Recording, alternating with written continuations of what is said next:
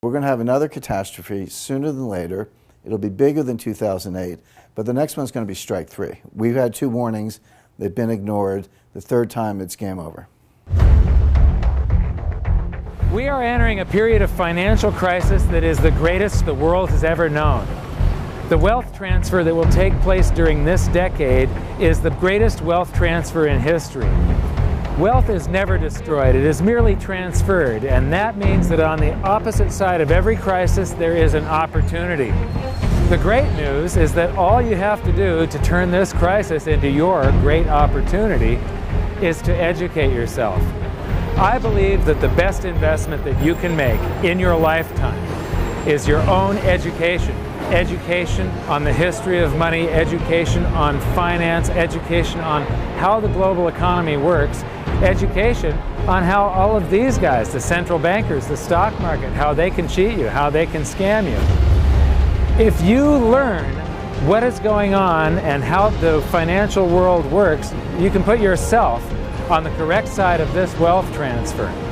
Winston Churchill once said that the further you look into the past, the further that you can see into the future. This program is all about creating your own crystal ball, being able to gaze into the future, being able to change this crisis, the greatest crisis in the history of mankind, into your great opportunity.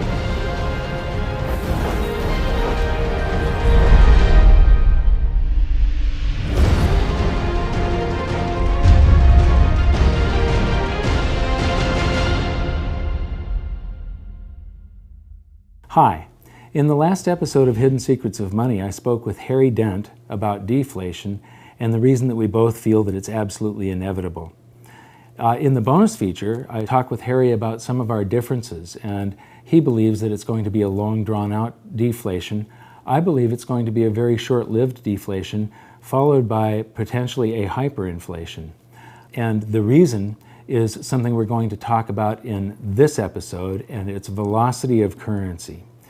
And that is all controlled by psychology. I'm very fond of saying that the economy is both psychological and psychological.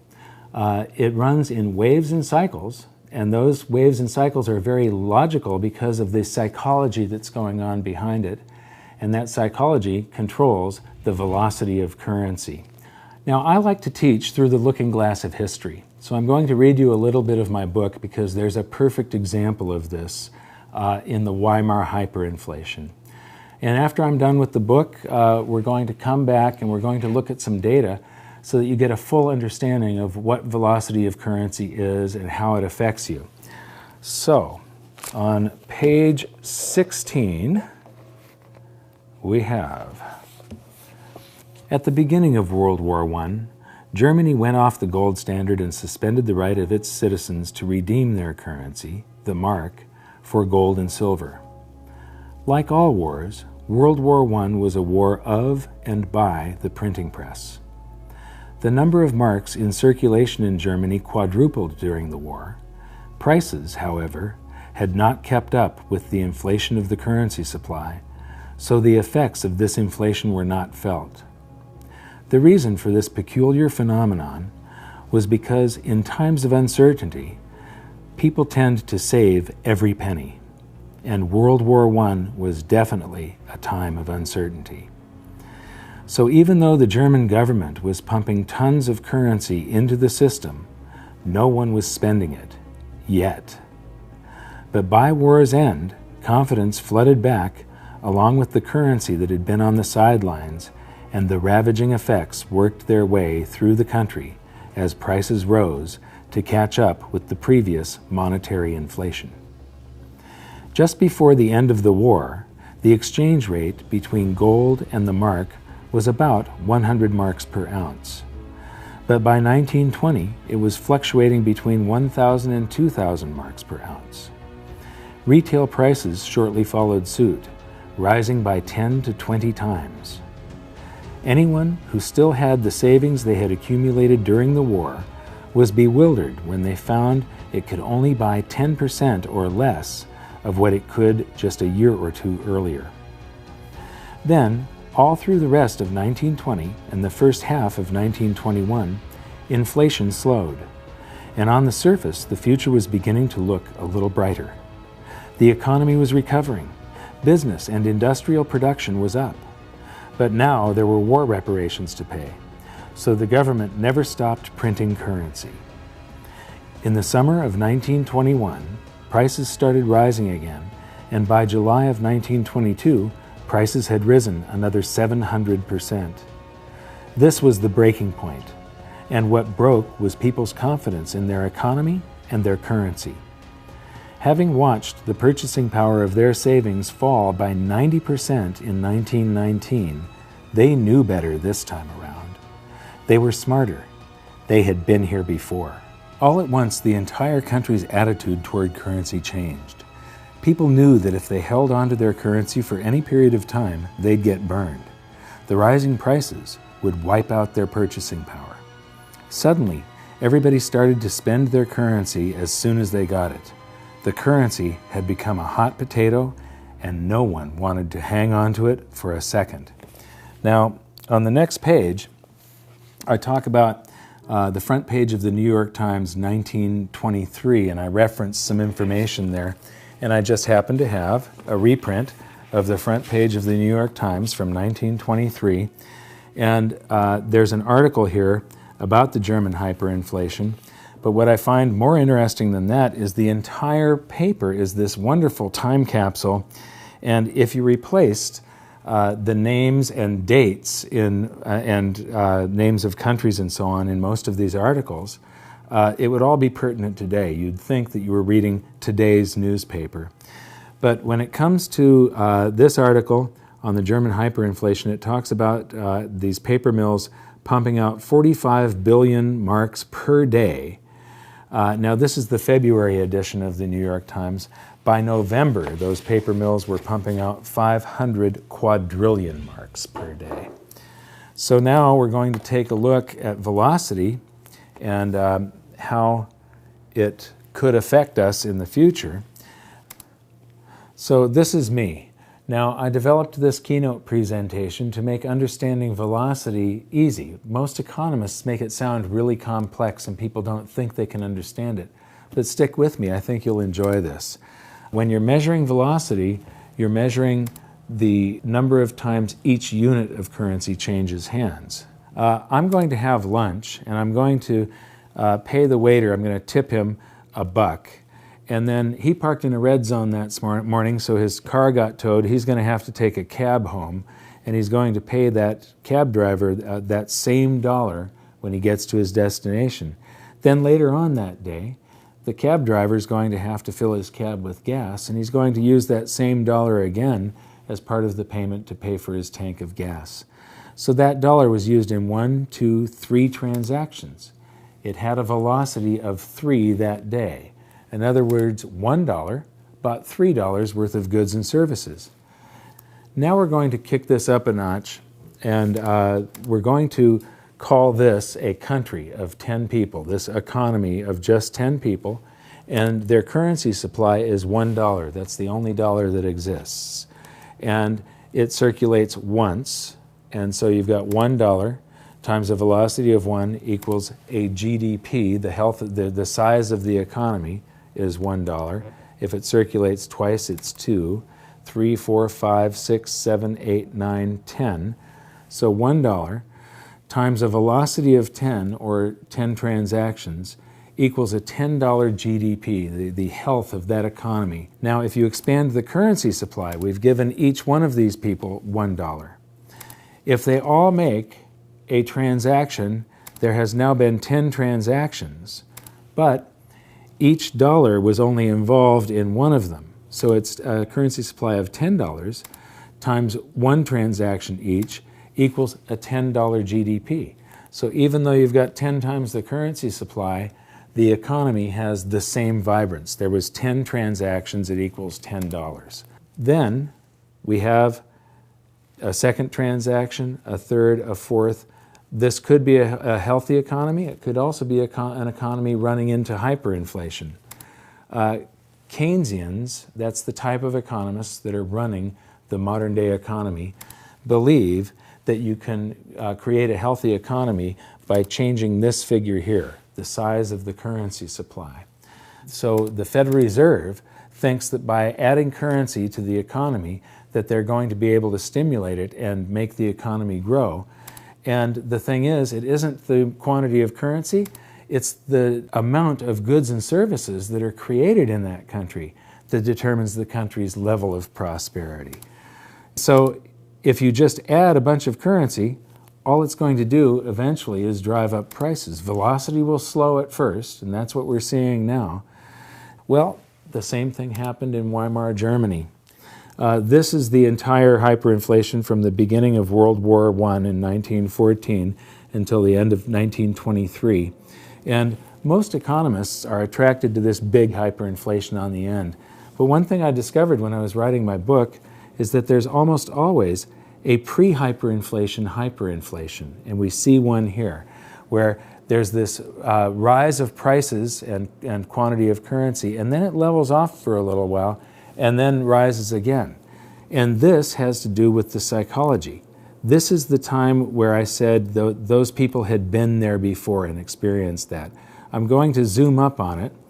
And so here you see the currency supply increasing. So they're doing monetary inflation, but prices stay level, and the price of gold actually dropped toward the end of the war.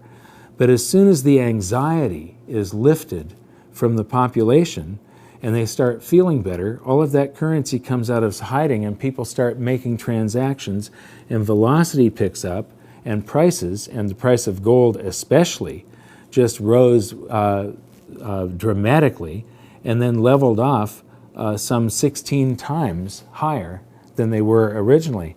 Notice that the currency supply is growing at a certain rate, the prices are delayed, and then bam, they rise to meet it and exceed it, and then stabilize to account for that quantity of currency. Now back to this original chart here, what I find interesting is that during the war it lagged, and then it caught up and matched the currency supply, but then as they kept on printing, velocity started to exceed the currency supply. So prices started to rise faster than they were printing currency, and that's the end game for a hyperinflation. The big lesson here is that the people who owned gold and silver instead of the national currency came out relatively unscathed, or even made huge gains in their purchasing power. Now, this is the US currency supply from 1918 until today. And we've created all of this currency, but we haven't seen any ravaging inflation yet. And that is because velocity has fallen to compensate for the creation of currency. But there will come a time when the psychology of the country changes, and you will see, after this short-term deflation, where velocity falls even further, you will then see the velocity pick up and prices will rise. And I believe that we will go into a hyperinflation because they're going to create more currency than this. And that currency is going to be sitting there, and velocity will have slowed and slowed and slowed to compensate it until something changes psychologically. The beginning of every hyperinflation looks like everything is okay again. The economy gets better, velocity picks up, and that's the really danger point, and nobody can see it as velocity starts picking up. Right, well, of course, there's a name for that. It's called money illusion, which is before the inflation really kicks in and either gets extreme or turns into hyperinflation. There is this feel-good period where, you know, there's more money around, and, you know, unemployment's dropping and people feel more prosperous. The prices haven't quite skyrocketed yet. It's all illusory because it'll go away once the price level adjusts. But there is that kind of, you know, period in between, and it is a feel-good period, but it doesn't last very long. But you're making a very good point, which is a lot of people assume that inflation is a function of money supply or money printing, and that's not right. It's a partial function of money supply, but the other part of the function is behavioral. It has to do with velocity, which is just a psychological phenomena. You know, do you feel good? Do you want to go out for dinner? Do you want to take your friends? You know, do you want to take a vacation, or do you want to stay home, leave your money in the bank, and watch TV? Those are two different states of the world. based a lot on your confidence and how you feel. Both things have to come together to get the kind of inflation the Fed wants. Now here's the problem. They can make the money supply whatever they want. They're certainly printing trillions of dollars, we understand that. So far, they have not been able to bend the velocity curve. They have not been able to get you and me and everyone else in America and around the world to spend more money. But let's say they do. They change the psychology, they change the behavior. Once you change it, it's very hard to change it back. It's not like throwing an on-off switch. I mean, it's taken years for the Fed to kind of try to inject an inflation scare, try to get some inflation. But what if it actually comes? What if inflation goes from 1% to 3% in a matter of 6 months and stays there and looks like it's going to 3.5%? Well, the next stop is 10%. It's not, the Fed thinks they can dial it back down to 2.5%, which is what they say they want. But what they'll find is once that velocity, once that behavioral genie is out of the bottle, they won't be able to get it back in. It'll take off. It'll take on a life of its own.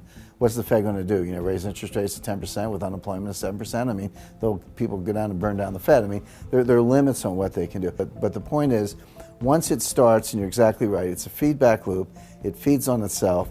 The Fed thinks they can control it. They're wrong. The behavioral aspect of it will be out of control, and like I say, we'll be on our way to 10%, if not worse. It seems like all of these bright minds that want to run things, none of them trust the free market mechanism. Well, I think that's right. They will talk to you ad nauseum about the failures of the free markets without realizing that most of the so-called failures are actually the result of misguided government policies from prior times.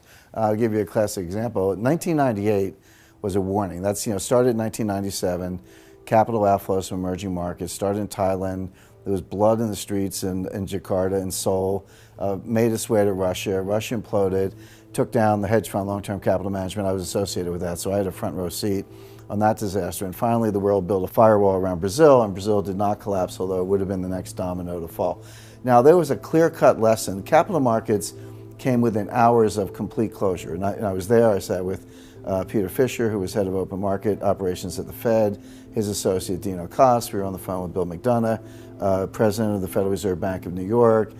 Gary Gensler was there from the Treasury, all the lawyers, all the bankers on Wall Street. We were trying to hold this together. Now, we did bring it in for a soft landing, so the world has kind of forgotten about that episode. But it was extremely close and extremely delicate. We were literally hours away from shutting down global bond markets and stock markets. Now, what lessons were learned? Well, the lessons... Well, that cascades into the credit card not working and the gas coming out, not coming out Correct. of the pump. That's right. There would have been a global bank holiday, we were Yes. hours away from that. Now, it didn't happen, so everyone's like, oh, no big deal, it's fine, but there were some lessons that should have been learned. Banks should have been broken into smaller units. Derivatives should have been banned, et cetera. There were things that should have been learned from that. Instead, what did we do? We did the opposite. We repealed Glass-Steagall, which allowed banks to be hedge funds. We repealed swaps regulation, which allowed them to create swaps and derivatives on all kinds of other things that had never been done before. We repealed the net capital rule for broker-dealers, so instead of 15-to-1 leverage, you were allowed to have 30-to-1 leverage, which Lehman had on the day it went down. We implemented Basel II, which allowed banks to use more leverage. We did the exact opposite of what we should have learned in 1998. Is it any surprise that 10 years later, we had a bigger catastrophe, almost destroyed capital markets again, and now here we are not learning the lessons again. We haven't done anything we need to do, so therefore, we're going to have another catastrophe sooner than later. It'll be bigger than 2008, but the next one's going to be strike three. We've had 2 warnings, they've been ignored. The third time, it's game over. I don't see any particular difference between my outlook and yours. Certainly a situation where society owes more than it can pay, and where it has to default, either honestly or dishonestly, is deflationary. Debt liquidation. Honestly being just a default. We are bankrupt, we can't pay you. Yeah. Dishonestly inflating the debt away. Exactly. Honestly would be to say to the bondholders, yeah, that's right, we say we're going to pay you back, and we say we're going to pay you back with interest. Well, too bad, so sad. Times are tough, we lied. Strong letter to follow, right? Say to guys like me, you're 60? Yep, I know you're supposed to get Social Security when you're 62 or 65. The truth is, we don't have the money, so you're not going to get it, right? That's the honest way. I think the yield to politician is very low with regards to the honest way. So I think that we're going to have deflationary scares, and I think we're going to have deflationary events. I think we're going to have asynchronous events like long-term capital management and things like that, that will initially have deflationary outcomes. But I suspect, like you, that the demand for the public will be for the big thinkers to solve that problem and solve it in the only way they know how, which is to fill every crack, even the Grand Canyon, with currency. So how is this all going to play out? You know, I don't know exactly, but what I do know is that the longer this goes on, the bigger it's going to be. And I wrote about some of the possibilities in my book. And this was written before the crisis of 2008. And so in here, I refer to Ben Bernanke, but I'm going to change that to just the Federal Reserve or central banks for you right now. So, the day of reckoning will come when millions of baby boomers reach the age where they have to take mandatory distributions from their IRAs. As they find that the investments they were counting on for their retirement, their homes and their IRAs full of mutual funds, have actually lost value, that the amount of stuff that they can buy from the proceeds if they sell their home is actually less than when they bought their home. And as they realize that their dream of a comfortable retirement was just that, a dream, all those boomers will get scared and pull in their horns. They will stop spending. They will start selling off their assets, and the greatest stock market crash in history will unfold as more and more boomers panic and sell. I believe this will also be accompanied by the greatest real estate crash the world has ever known. This perfect storm of bankruptcies and foreclosures will cause the currency supply to contract as the giant credit bubble pops, and all those big spenders become big savers. When people save their currency, it stops circulating. The economic engine runs out of oil, and the whole thing locks up. This is every central banker's worst nightmare. This is real deflation. And the world's central bankers are about to discover the true scale of the horrors of a credit bubble implosion. When this happens, the Federal Reserve will once again send out its armada of money bomb dropping helicopters, but this time something will be different. Something will have gone horribly wrong. The bombs will have been defused. The Fed will try pumping the banking sector by buying up every kind of debt they can get their hands on, but to no avail. They will go to the extraordinary measures that they had said they were prepared to go to. They will buy every mortgage, mortgage-backed security, and any other type of debt that panicky investors and banks are trying to sell, but nothing good will come of it. They will start buying stocks to buoy the stock market, but retail sales will continue to plunge. They will try broad-based tax cuts, but it won't jumpstart the economy. They will work with foreign central banks to buy each other's debt, but the global economy will continue to plummet. People will finally see through the veil. They will see what Dorothy, the Scarecrow, the Lion, and the Tin Man saw, that the Wizard of Oz is really just some dopey old guy frantically pulling levers. Remember when we talked about how during World War I, the Germans increased their currency supply by 400%, yet there was no price inflation because of the public's anxiety over the war and the uncertainty of their future? Imagine the anxiety 75 million baby boomers will feel as they approach retirement, only to find their homes and their mutual funds are now worth next to nothing. The nest egg, ladies and gentlemen, has just cracked. When they get their tax rebates, are they going to buy that new big screen TV and the latest cell phone? I think not. I think they're going to save every dime they can get their hands on, just like in Germany during the war. But there will be a point at which a threshold is reached. For each income class it will be different. It will be the point where they feel that they've finally got enough saved for retirement. For some it will be $100,000, for others it will be $1 million, and for others still it will be $10 million. The Fed knows there is a point where they'll finally feel safe enough to replace that aging computer and maybe get that new TV. At this point, the boys at the Fed will buy enough government debt to fund tax rebates for all the taxes in the previous year, but still, nobody will buy that new car. The threshold the Fed is looking for will not be reached. Then, in not-so-quiet desperation, the Fed will say, "Screw the helicopters, send in the bombers." And as the shadow of millions of stealth currency bombers darken the skies, currency will begin to fall like rain in the desert. As Joe Sixpack and John Q get tax rebate checks in the mail for all the taxes they paid during their entire lifetimes, fear will be temporarily alleviated and some of that currency will come out of hiding, just as in Weimar Germany. Prices will rise quickly and dramatically as all that stored-up currency energy is released. In a panic, the Fed will call back the bombers, but it will be too late. There's nothing they will be able to do to stop it now because the hyperinflation will have already begun. The Dow will begin an invisible crash of epic proportions and gold prices will shoot to the moon. If you are wise enough to moor your boat in the safe harbors of gold and silver and other commodities, you will weather the storm. It won't be pretty, but at least you'll be safe.